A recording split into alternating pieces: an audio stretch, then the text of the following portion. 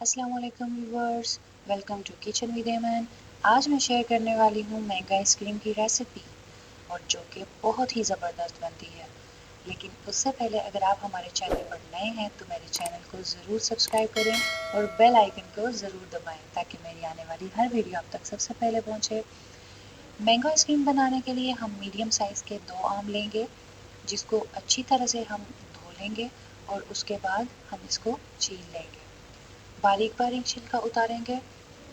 آم آپ کے پاس میٹھے ہونے چاہیے کیونکہ اس سے آپ کے مینگو آئس کریم جو ہے وہ بہت ہی زبردست بنتی ہے۔ اچھی طرح سے چھیل لیں گے اور چھیلنے کے بعد اس کا ہم پلپ تیار کریں گے۔ اچھی طرح سے کاٹ لیں گے، گٹلی کو الگ کر لیں گے اور اس کے بعد پھر ہم اس کو منسر میں جو ہے وہ ٹرانسفر کریں گے اور اس کا پلپ بنائیں گے۔ دونوں آم کو اس طرح کاٹ لینا ہے،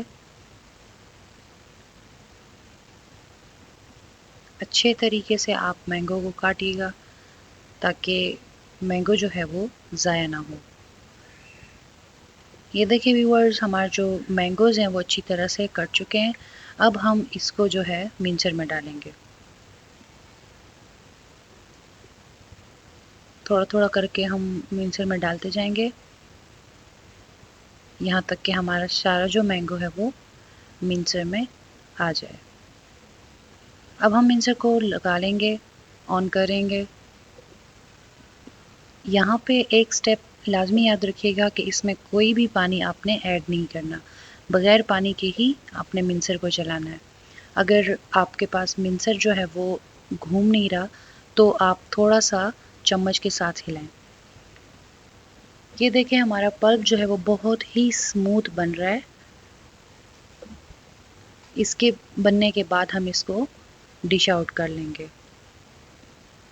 اور دیکھیں ہمارا پلپ جو ہے مینگو پلپ بہت ہی زبردست تیار ہو گیا ہے۔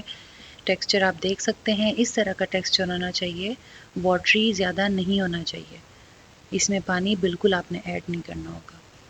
اب ہم یہاں پہ لیں گے 1 لیٹر دودھ۔ آپ پیکڈ دودھ بھی استعمال کر سکتے ہیں کیونکہ وہ تھوڑا زیادہ گاڑھا ہوتا ہے تو اس میں جو ٹیسٹ ہے آئس کریم کا وہ زیادہ اچھا آتا ہے۔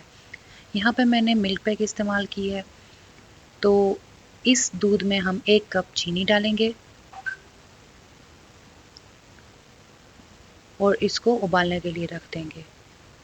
چمچ جو ہے ہم فریکوینٹلی چلاتے رہیں گے تاکہ دودھ جو ہے وہ نیچے سے لگے نہیں۔ میڈیم آنچ پہ بوائل کرنے کے لیے رکھیں گے۔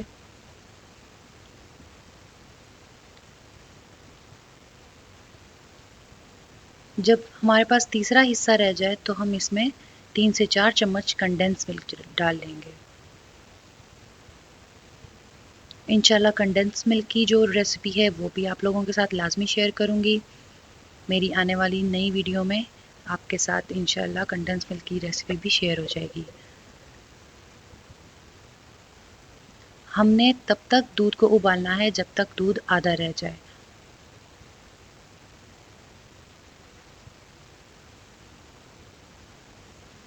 وقفاً توقفاً ہلاتے رہنا ہے اور میڈیم ہی آنچ پہ آپ نے ابال کے جو ہے آئس کریم کے لیے نکال لینا ہے۔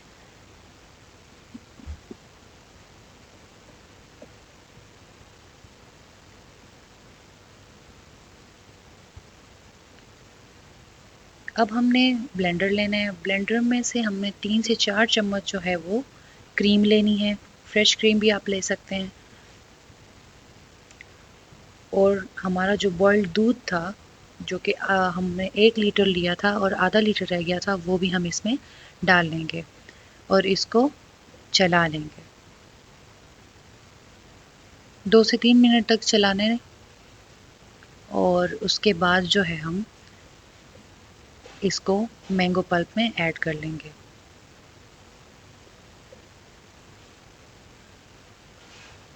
اوپر سے جو جھاگ ہے وہ ختم کریں، ٹھیک ہے، تاکہ جو ہمارے پاس ہم نے ملک تیار کیا ہے وہ پراپر طریقے سے آ سکے اور آئس کریم میں کوئی بھی جھاگ نہ ہو۔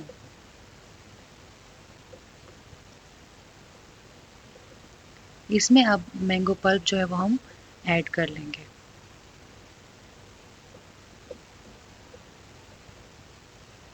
تھوڑا سا آپ بچا سکتی ہیں گارنشنگ کے لیے. میں نے یہاں پہ 2 سے 3 چمچ جو ہے وہ گارنشنگ کے لیے رکھ لیے ہیں. باقی سارا اس میں مکس کر دیا. اچھے طریقے سے مکس کرنا ہے. 2 سے 3 منٹ تک لگاتار آپ نے مکس کرتے رہنا ہے.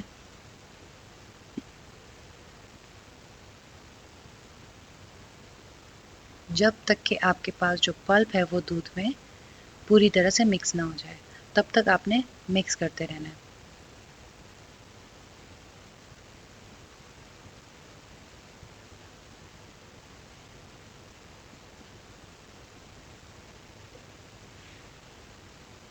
اب دیکھیں اچھی طرح سے جو پلپ ہے وہ اس میں مکس ہو چکا ہے.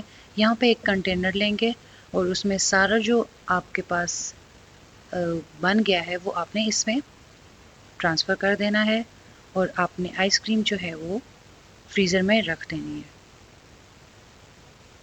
یہاں پہ میں نے گارنشنگ کے لیے جو ہے مینگو پلپ یوز کیا ہے.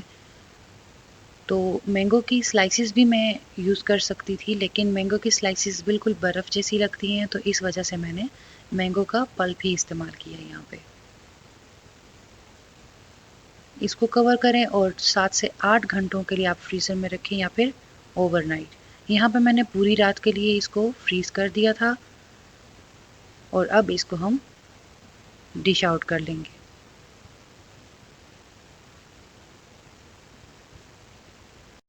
ہماری مینگو آئس کریم جو ہے وہ بالکل تیار ہو گئی ہے. بہت ہی یمی ریسیپی ہے. لازمی ٹرائی کیجیے گا اور میرے چینل کو ضرور سبسکرائب کیجیے گا. اللہ حافظ.